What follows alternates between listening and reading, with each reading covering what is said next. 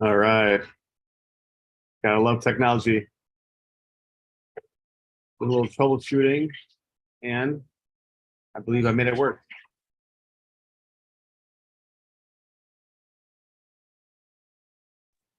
So then you just created like a different, you opened another Zoom account. Is that what you did? Yeah. What I had to do, well, I'm at McDonald's right now, and this is the second time the Wi-Fi went out on me when I live stream. One reason why I'm doing it tonight instead of last night, because for some reason the Wi-Fi went out when I was at the library. And that I'm going to get into the self-sabotage part about that. So I made myself host on my phone that's on cellular, so not Wi-Fi service. And I'm still able to live stream on IMCtv, and I'm double checking here just to make sure.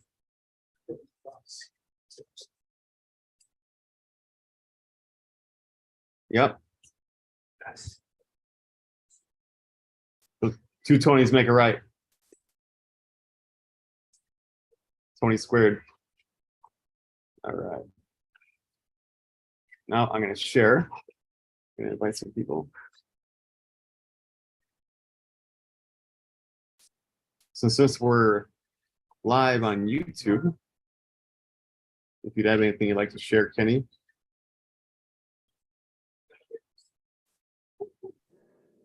I'm just listening. Just flow right now. What's that? I said I'll just listen, share right now, or when you start. Yeah. Correct. Okay.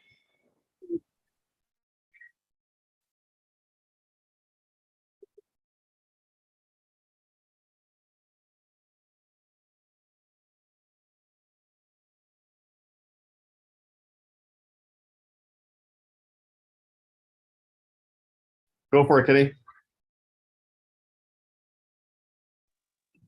Go for sharing. Yeah. I don't really have nothing to share right now. I'm just gonna. Okay, I'll share then. When you say something, I'll just hop on from there. Cool. Make sense?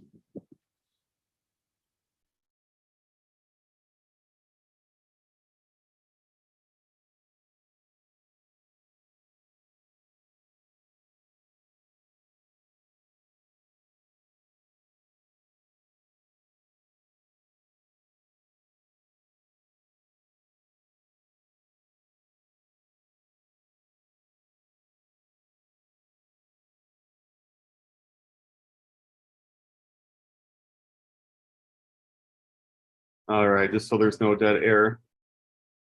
I met Kenny Simmons. I like to call him Sir Kenny Simmons because he's like when he makes posts, to me it's like a stoic, and just Sir just has a ring to it. A few years ago, when he was liking my Instagram post, and I believe he was the first one to join my my Telegram, my Beyond Clarity Telegram, when Captain Chris encouraged us to create our own groups. And for the longest time, I was behind the scenes guy. I was apprenticing with Chris, and I'm like, don't look at me, look at him, you know, put a focus on him. And then finally, Chris is like, hey, TK, what are you gonna do what I'm doing?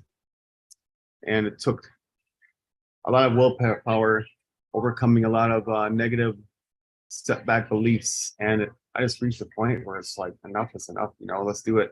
Got to start now, because I'm at an age where I know I'm not getting any younger, and I still kind of feel the same.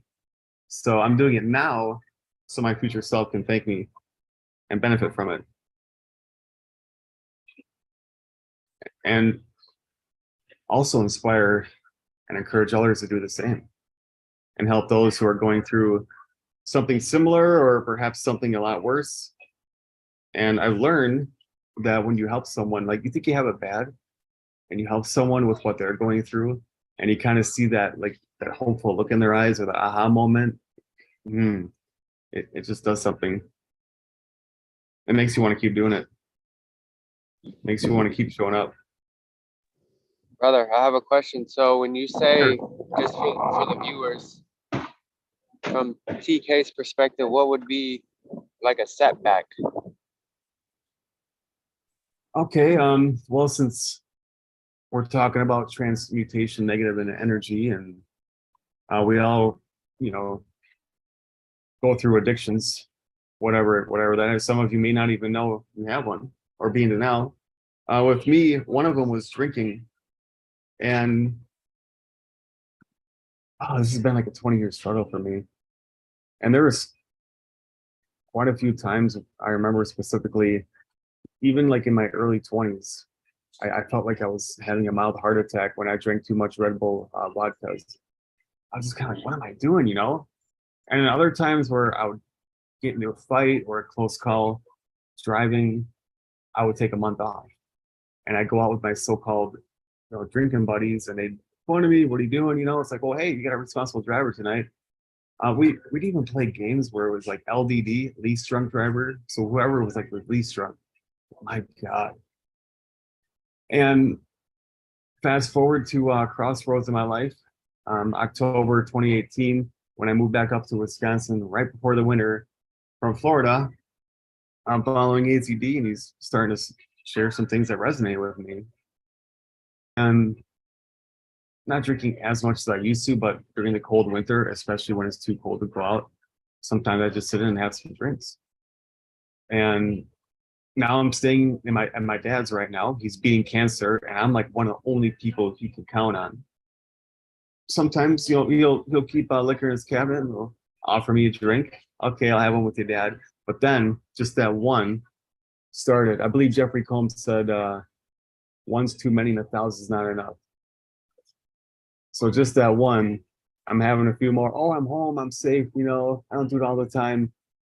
But then I'm pretty much shot for a week. I learned the older I get, the worse my hangovers are. And, to each their own, but it seemed like a good idea at the time. And then after the effect, I'm like, no, it was definitely not worth it. See, like, how many times did you say you're going to stop this, not do this? So tonight, instead of having a drink by myself in my basement, aimlessly scrolling on social media or whatever, I'm doing this. And Kenny isn't a drinking buddy. He's my IMC Nation accountability partner. Does that answer your question, Kenny? Yes, brother. Thank you. I really appreciate it. So quite Yeah. simple. Instead of drinking, I'm doing this. Go ahead. So basically the setbacks just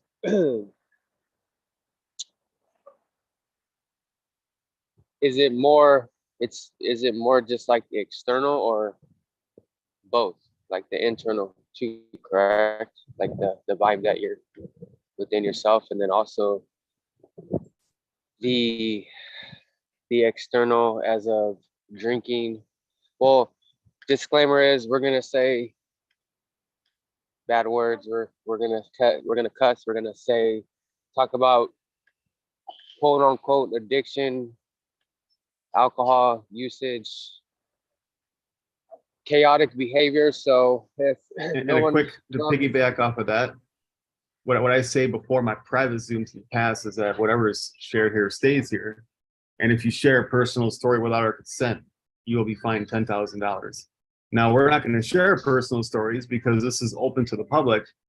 However, if you'd like to attend one of our private sessions, reach out to me or Kenny, and we'll get you in. So, with that being said, what was that, Kenny? Now, internal, external. So then a lot of what you're saying is like the transmutation, right? It's both, right? Internal and external, correct? Yeah, I could This give is you an just for the example. viewers. I know the answers, but I'm just for the viewers, just so they can get a little bit of the Yeah, the and for vibe, the the new vibe. listeners who are first hearing that may not like really understand, I could give you an example. So an internal thought, like you know what, my parents loved me and tried the best that they could, but I went through like a lot of psychological things during my upbringing. So 16 is cool, there's parties, I get introduced to this thing called alcohol, and just goofy and running around and messing around. And that soon became a crutch for me to enjoy myself. So the internal emotions, I was shy, socially awkward, and I learned that if I had a couple drinks, it would kind of loosen me up, and I'd be able to go out and socialize and talk to a pretty girl, or some of my words are pretty girl, actually, or perhaps connect with a pretty girl who's at the same like a drunkenness as me. Uh, so the external was me like hiding or not being my real authentic self, and that wasn't fair to me or people who wanted to meet me, connect with me. Does that make sense? Yes, brother. So this is just from my experience as well, because like I was drinking and all that, and then I don't know if you experienced this, but after a while of just drinking so much, did somehow depression and sadness come up more? With me, it did.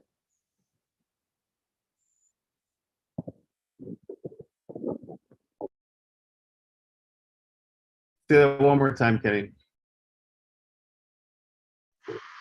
Like with the drinking and the drugs, right?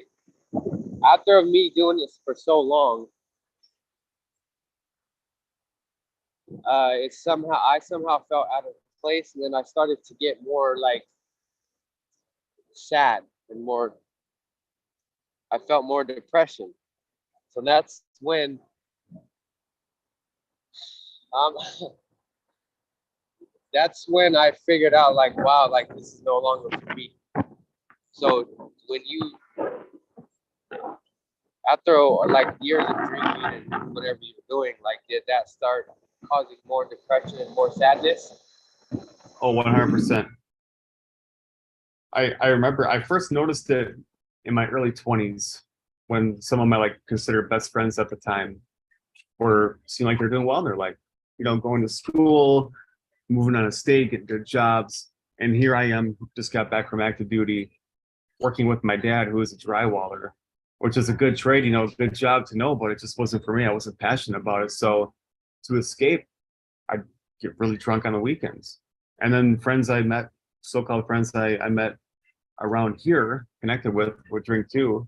It was kind of like we were, oh, you're my best friend and everything, but still, it's like, yeah, one of us will get in trouble. Like I remember, I think it might have been upper 20s, early 30s. One of my friends like flipped his SUV driving home, and then time in my upper 20s, I got a hit and run accident, and one of my friends dumping his bikes and trying to find examples. Another friend who was roid raging at the time, getting into fights, and just kind of make a step back and look and like, what am I doing with my life? And like, is this how I want to be and people I want to connect with? And then when you reach your upper 20s and some of your friends who are still drinking or being part of the lifestyle, I lost 3 during the start of the pandemic, 2020. And one of them was my age, a couple of them were just a couple years older. And that was a big wake-up call for me and other mutual friends who was like, hey, so-and-so passed away, which one of them actually reached out to me the day it happened. And I realized you can help someone so much to the point where it's like, if they start trying to take you down, you just have to cut them off, send love and light, and hey, like, I'm here for you, I'll hold space, but if you're going to keep doing this, it's going to catch up to you. And sure enough, it did. And deep down, I know one of them wanted to, but he couldn't. And he actually shared a personal story with me when he was 18. How I don't want to share too much here, but it gave him PTSD. And then I realized, okay, now I understand why you are this way, but there's other ways to heal from it. And I learned that a few years ago. I've actually been doing it at least once a year now. And it's kind of like a recurring thing where it's just not a quick fix It's something that you have to work on. And when you meet the people there for the first time and learn from the shaman host or hosts who've been through it and are there to teach and guide you, that for one, you're not alone, and two, it's welcome home. And that's all I can say. To answer your question. And now with IMCtv and AZD, I'm teaching a class, well, it's formerly known as Dragon's Lair. I think I first met Kenny when it was Love Spell, then Lion's Den. This to me, it's like, well, for one, it's the type of school I want to be in education, and it's also a natural antidepressant. It's not a therapy session. It's just a place where you can learn, really express yourself, and look at the schools, the programs, the leadership programs that have been in the past, and look at the teacher. Do they seem happy? Do they seem passionate about what they're teaching? And are they living the type of lifestyle that you want to live? So I look at AZD and all the answers are yes. So I want to learn from him. And he wants us to do what he's doing. That's why he was inspired to create 300 men to follow and lead with him and do what he's doing.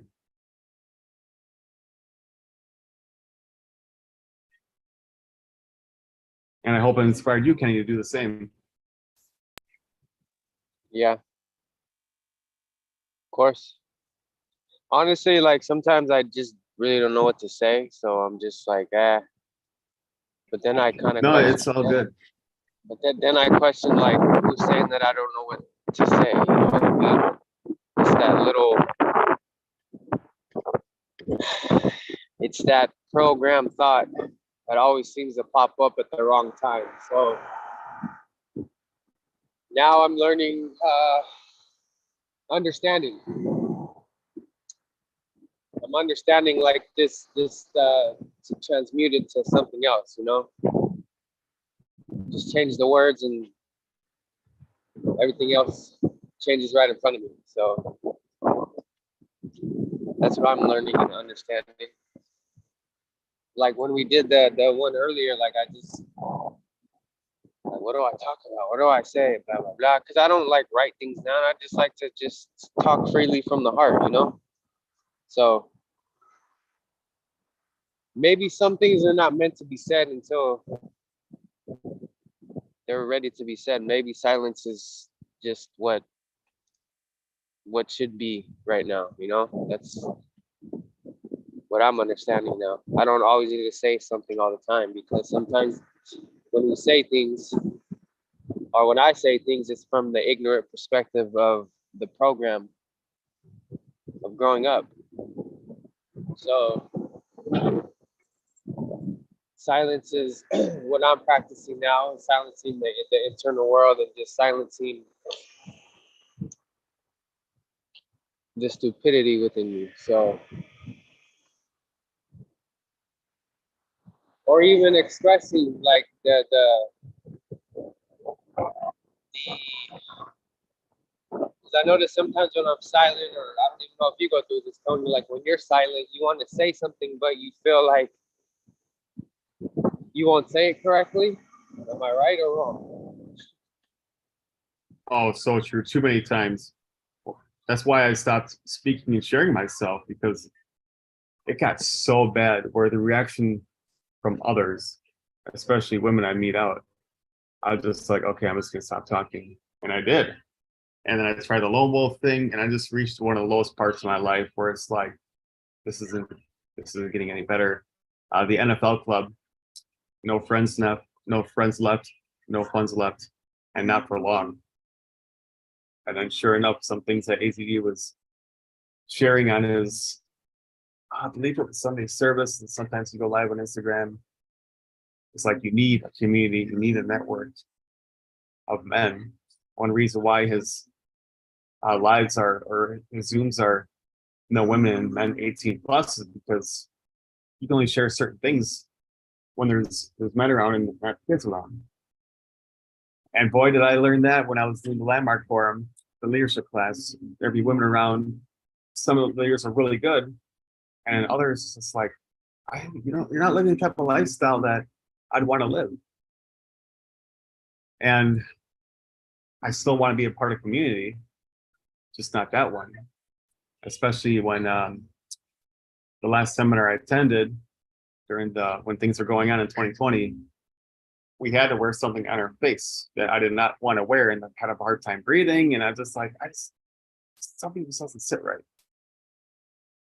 And then attending AZD'z lives, Captain Chris sharing things, Raul Cervantes, you Kenny, like, okay, I see what's going on, and I'm glad I'm not the only one who feels this way. But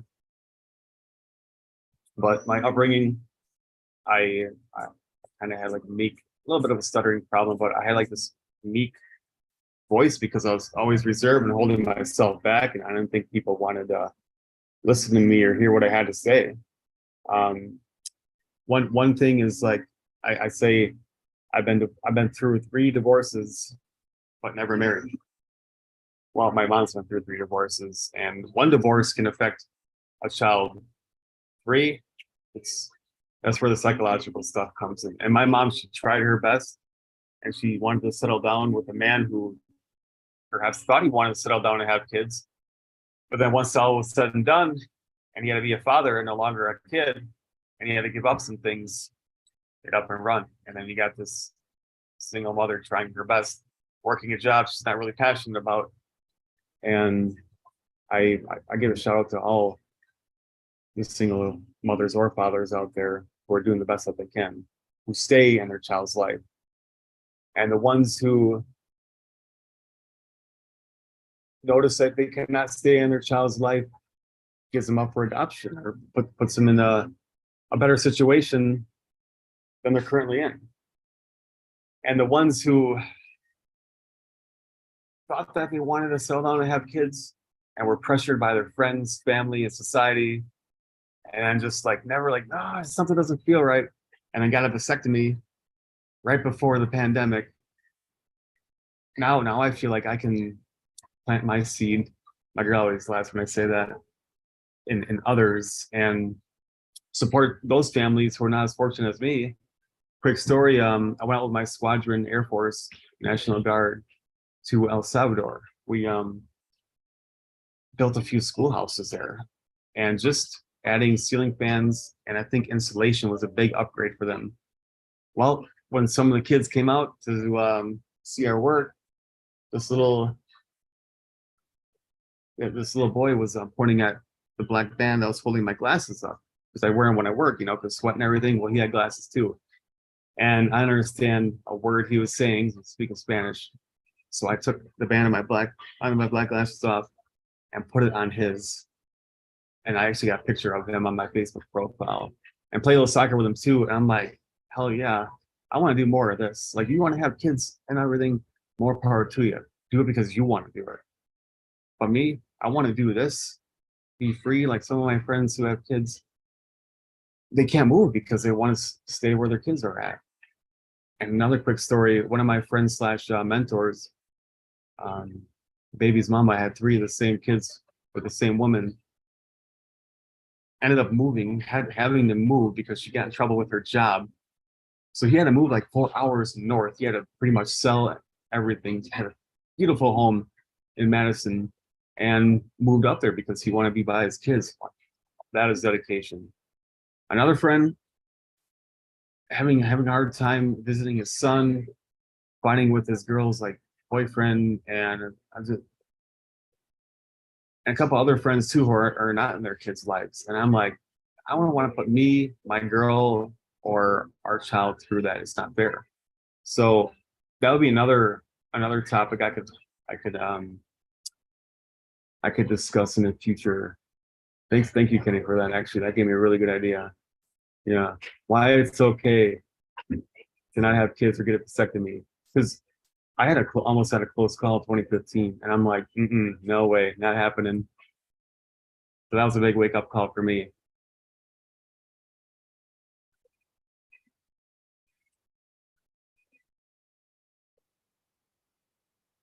All right, so self sabotage.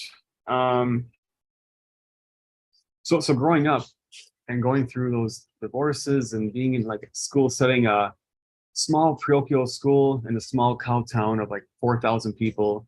You know, my mom thinking she was doing the right thing by putting me in this parochial Christian school. And I was kind of a slow learner. I just, one of the best examples, I'll see if I can find this meme picture. Hang on.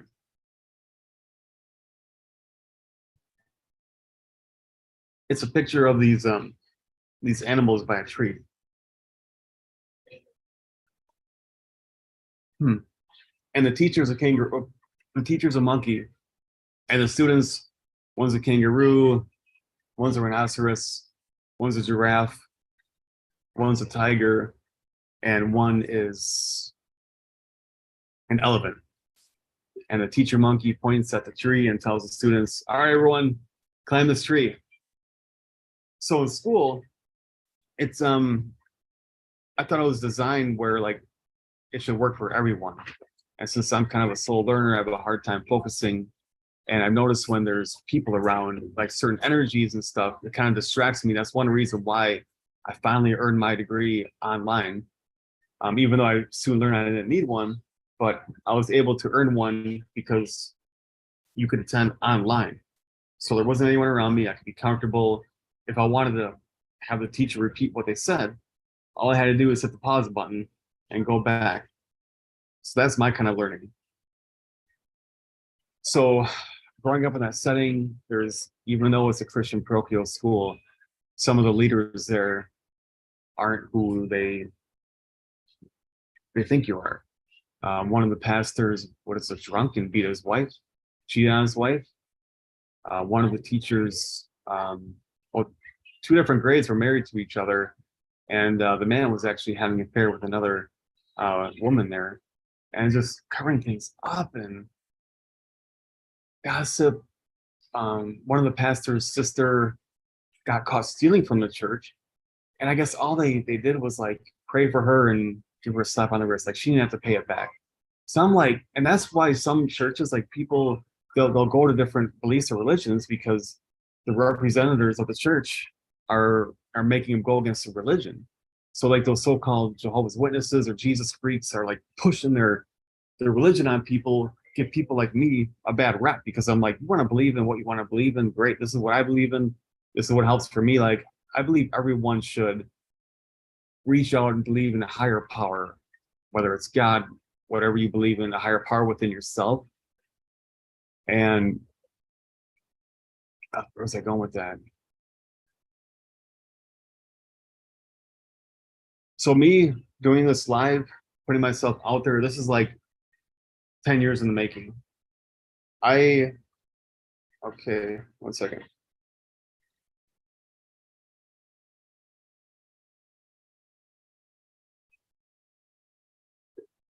All right, I gotta make myself post again. Someone wants me to come. Make sure I got Wi-Fi. Yep. All right. Cool.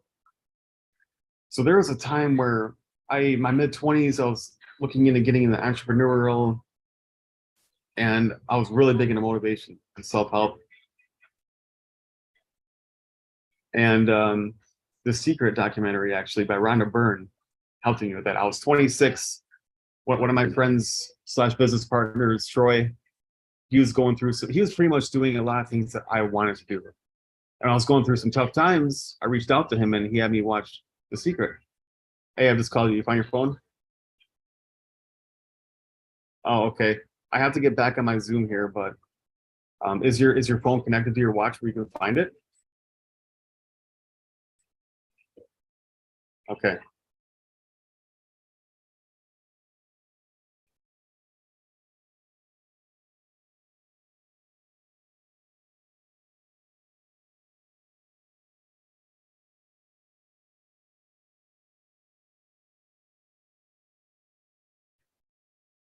All right. I'm back. So remember upper 20s, I was like working on the space. Summertime, just a side job. And for some reason, I was just super depressed and lonely. And it was kind of in the middle of nowhere. I didn't really know anyone. And I was too, oh no, there's a connection here.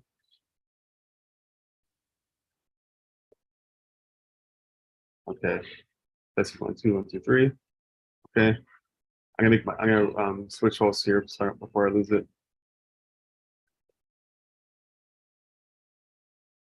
Okay, make host. All right, and we're back. And I was so lonely, depressed, too lazy to write in my journal where I would do videos of myself. And I ended up posting some on my YouTube, but I'll make them private because it was so bad. Like, I don't want people to see this or know this about me. I just had to get something out there. I look at myself like, oh my God. So this is 10 years in the making. I was, maybe you could tell I'm still working on being comfortable and working on my social calibration, especially when you hit live and especially when you're on IMCtv. And another example, when I first joined IMC Nation, some of our brothers would share videos of themselves in a Telegram group. So I put some stuff out there and it was real authentic. Like, you think you don't know what you're going to talk about? Share like a real personal story, especially a setback that you're going through, which is hard at first, but you'd be surprised what others are going through. Like someone maybe going through something a little more difficult than you, who needs to hear what you're going through and be like, yeah, okay. This is what you do. Like, okay, it's good to know that I'm not alone. And so instead of drinking my sorrows away, I should go beast and do like a beasting workout. I'll feel better. It may not be uncomfortable at first, but after a few months, you're going to feel amazing. And you're going to start seeing results too. Okay. So I put stuff out there. And I think a part of the time was when I was deployed, so I couldn't anymore. But also that thought and feeling of like no one cares what I have to say. What I have to say isn't important. So I stopped putting myself out there. And lo and behold, it was on a former IMC Nation member's post, and I'm not going to share his name because I was actually pretty disappointed when he stopped showing up. I made a comment on there. And Oracle, Jose Raul Cervantes, messaged on there, DK, where you been? You know? Like, what? He's like, dude, I've been looking forward to your videos. Like, you really speak to me. And it's like, okay. And a few others, okay, put it out there. And it's not easy. Like, I've actually lately, I've been going through it again where I don't want to do it. It's like off. You got bathrooms in here. Sure. But I catch myself.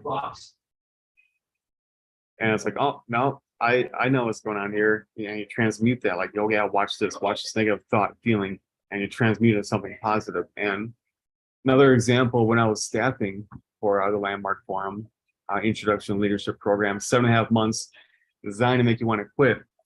I was to drive an hour to Madison to assist in introduction. And, oh, what did I do? I texted one of my coaches I wasn't going to make it, turned my phone off, ate some fat kid food, and passed out on my bed feeling sorry for myself. Wake up later, my coach calls me, voicemail tells me, that's why you come. We clear you. And so the next time I ended up going, reluctantly, still nervous, anxious, fearful, not wanting to go, end up going, and end up helping a newcomer there sign up. And then during that time, you see like the hope in their eyes, like the, instead of pessimist, being optimistic. And that just gave me like a feeling like I want to do more of this. And I drove home like on cloud 9. I felt 10 times better than I did on my way there. I'm like, okay. So, and just like the time I was driving down to Chicago for Landmark Forum, the weekend after New Year's 2019, I felt this like nervousness, anxiousness, like, oh no, don't go. It's like the feeling you get when you are stepping outside your comfort zone. After that, oh my God. So every time when I feel nervous or anxious, I know something good is going to come out on the other side. I would have had. You still there, Kenny?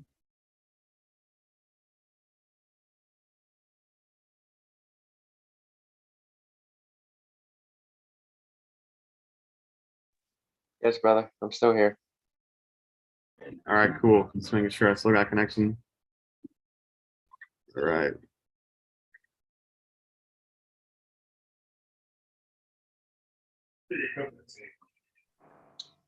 Can I speak on that, the anxiety thing? Yes. Anxiety. It was very funny because I was thinking today, like before the whole Zoom meeting,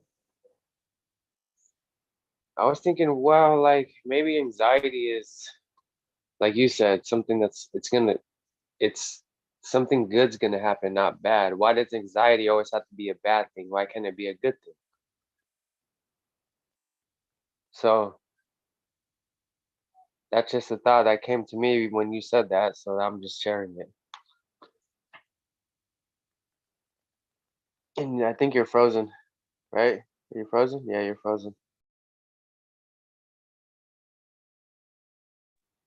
That's why I have 2 accounts. Can you hear me now?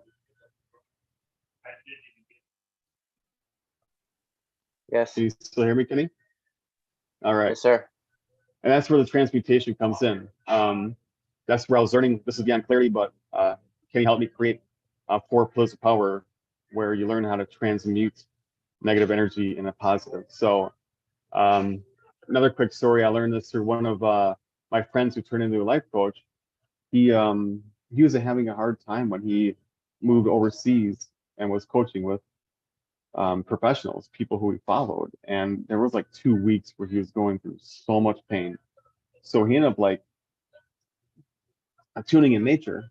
Another thing I learned with AZD and IMC Nation, he went out in nature and sat by a tree and just pretty much focused on that pain.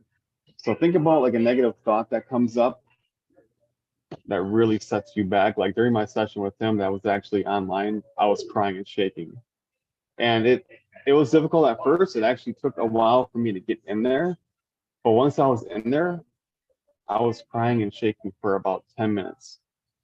And after that, I felt like $1,000,000. Like my feeling was right here. This is actually where you had me focus on. And I finally started doing it again last winter, because during the cold, soul destroying polar vortex Wisconsin winters, I get pretty depressed. And I'm doing much better this winter because I'm learning how to transmute that. And the cold shower therapy is so much better in wintertime. Um, I I sat there and shook and sat with the pain. And then towards the end, I transmuted that. Like I pictured it leaving my body. Like when I inhale, when I'm sitting by a tree, I got my feet barefoot in the grass, spring, summertime, obviously. I'm inhaling what I'm grateful for, what I want to attract through my head. And I'm exhaling what I want to release, what no longer serves me, through my feet into the ground. And it's something you do for 10 minutes. Now, when you're focusing on the pain, when you have a negative thought that gives you a bad feeling, you focus on that, because the thought helps you focus on the pain, the feeling. When you focus on the feeling, then you picture it releasing your body. So you can have it release your body, or you can transmute it and it's saying, oh yeah, watch this. So you take that energy into something good, like, oh yeah, I'll tell you. My stepdad that would talk down to me condescendingly, he was a creep. Like I could tell he was a creep when he first came in. But my mom was happy, and although I felt like I was losing the love from my mom, and he was getting it, she was happy, so I didn't say anything. And when it got really bad, I don't know if I was like 9 or 10, I'd look at myself in the mirror, tears in my eyes, face, feet red, and I hit myself in the face as hard as I could. And once I got through that, wiped the tears from my eyes, make sure my face was no longer red, I leave the bathroom and go upstairs in my bedroom. I didn't know how to ask for help. I just felt like I was no longer wanted, and then that's where I thought no one liked me, no one wanted to be around me, and then sure enough, I ended up attracting that. So those thoughts and feelings still come, and it really came during the Landmark leadership program that I was in, where one of the exercises was looking at yourself in the mirror. And then when I did it, I'm like, oh boy, here we go again, you know. But they coached us along the way. So I learned to, you know, they have you like kind of look in your eyes and smile. And so I look at myself in the face, you know, tension, awkwardness. And now I know why I got rejected so many times in the past, because it's just the energy, the vibe that you're giving off, and the uncomfortable look in your face. Like I remember going out, one guy in my active squadron was like, "What do you that look like? I don't know, what you want to fight or something?" I don't even know I look like that. Thankfully, he said something, and women like looking forward to meeting me, and then I pretty much talked them out of liking me or wanting to meet me again. So during that exercise, I'm like, okay, let's change this, transmute it, transform your facial expressions, and it's something you have to practice every day. And now I know how to do it. So even out in public, I'll see someone, and you don't want to be too much, because I'm not sure if you mentioned this in 4PP for this, Kenny, but I used to be way too pushy when it came to like self-help. My half brothers, blood brothers, stopped talking to me for a while because I was so pushy on my self-help, some friends. And then our mom told me, like, they just want to talk to their brother, you know, don't be pushing the self-help stuff on them. Put stuff out there, my so-called friends would make fun of me. Well, come to find out, they needed to hear it the most. They had the blockages up just like I did before I got into it. And then I stopped putting stuff out there, and then people I never even imagined I'd hear from, hey, you know, what happened to your post and stuff? I'm like, you? I'm like, yeah, I look forward to that. Okay. Because they're going through it, or perhaps something similar, and they're afraid to put themselves out there. So, all right, if I'm gonna be the guy, just like others afraid to like put things out there, what they feel is going on, because they're afraid that they're gonna get fired or reprimanded at work, private message me. I'm like, okay, I'm your man. Where's I going with that? So that's an example, and that example that I shared, me as a child looking at myself in the mirror, was actually something I shared at the end of um, my speech in the introduction for Landmark that we had to do, candidate, or at least complete. And then towards the end, we had to share something personal that we've never shared before. And boy, it was tough. But I tell you what, the few of my classmates that were there, one of them was looking at me like, and you know, my self-conscious insecurity is like, oh, why is she looking at me like that? You know, but she probably saw a side of herself in me, and or she thought like I was a certain way, and then you share that, it's like, oh wow, okay, yeah, you too. And the difference that I made on them, and especially one of the first times that I shared in front of my class, and I didn't think like it helped. One of the coaches said, all right, whoever that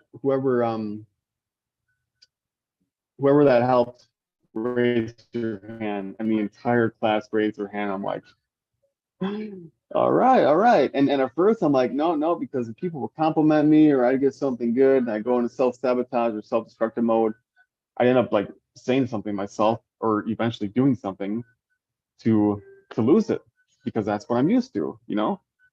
And I caught myself. I'm like, oh, no, get used to this, you know? That's why I say someone out there needs to hear your story from you. So stop pulling yourself back. And I hope that answers your question.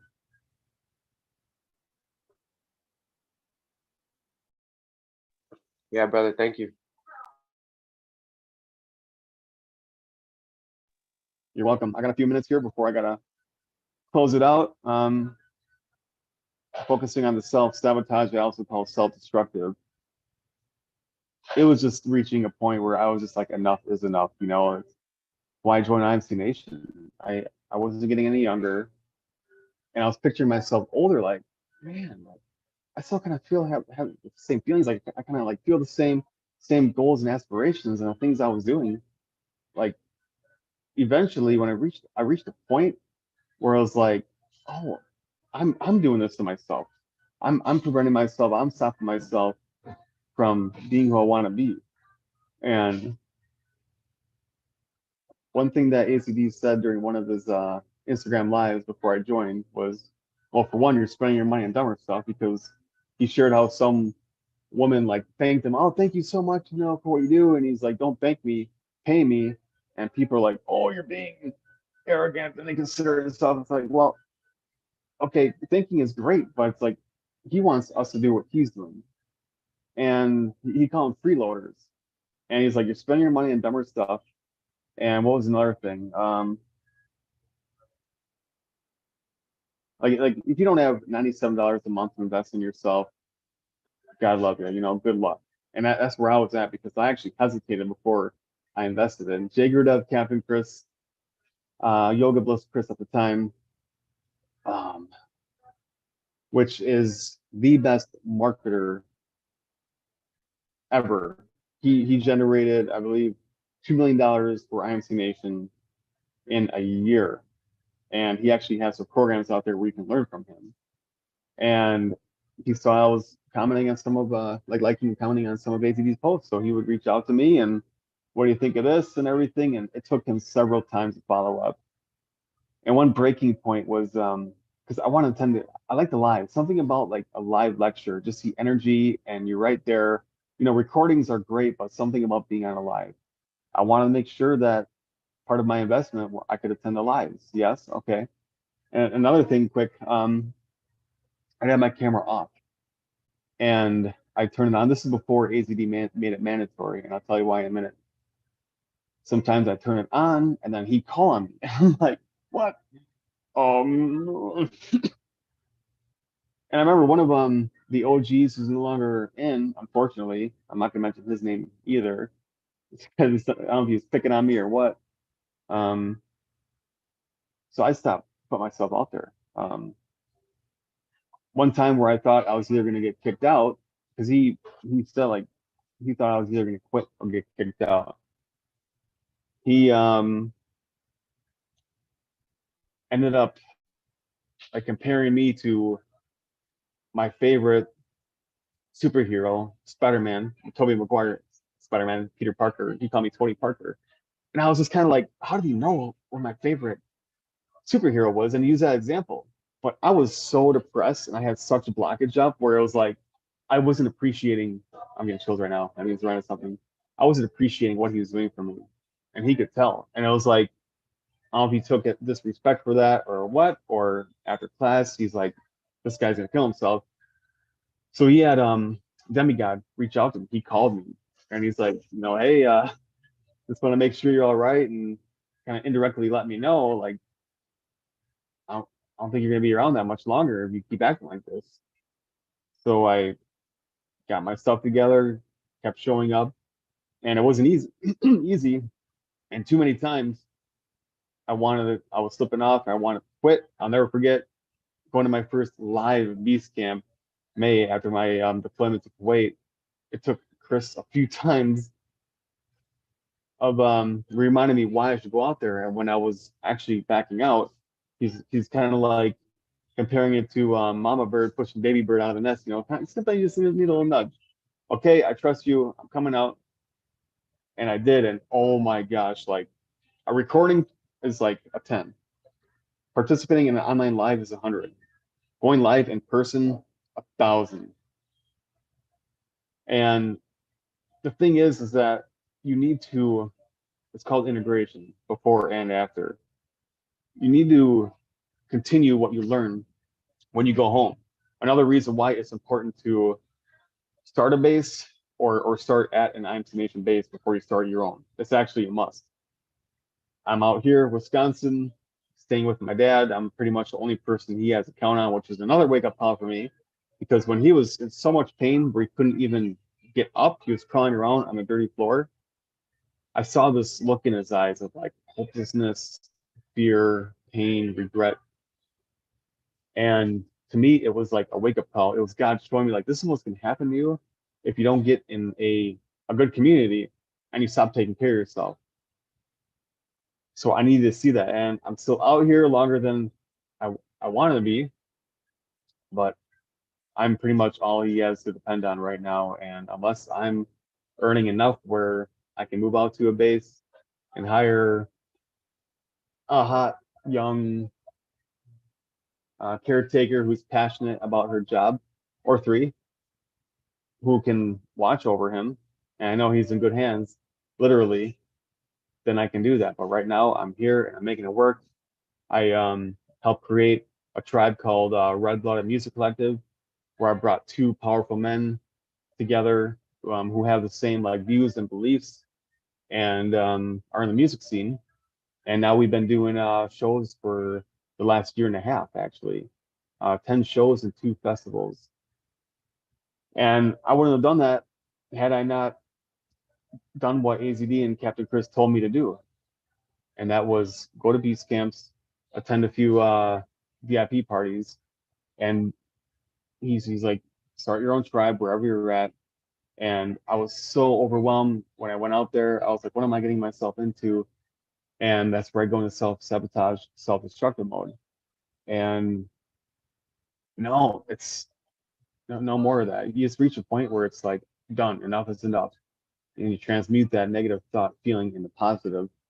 And now I feel like I'm in it so deep where I can't quit. I can't give up. I can't disappoint AZD, Captain Chris, my fellow IMC Nation brothers, Kenny, who are counting on me, the future IMC Nation brothers who are going through something similar or worse, who need me, who need us, and put myself out there. And it hasn't been easy, and it costs money investing, but my two co-creators, we both came to an agreement where this is something that we're going to be able to do full time, where you earn a full-time income and be able to focus on what we love and what we're passionate about, and also encourage others to do the same and learn from previous mistakes.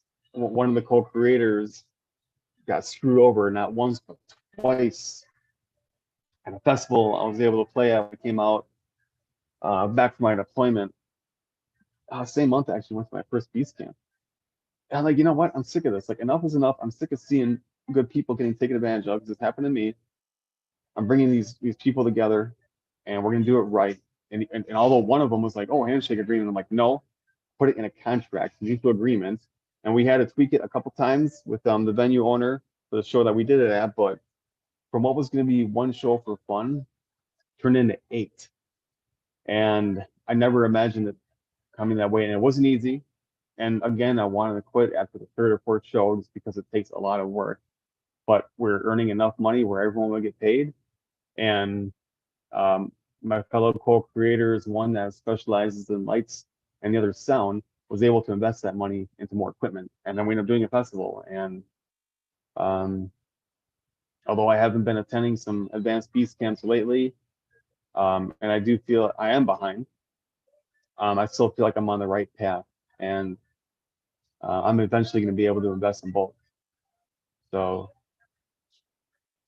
yeah.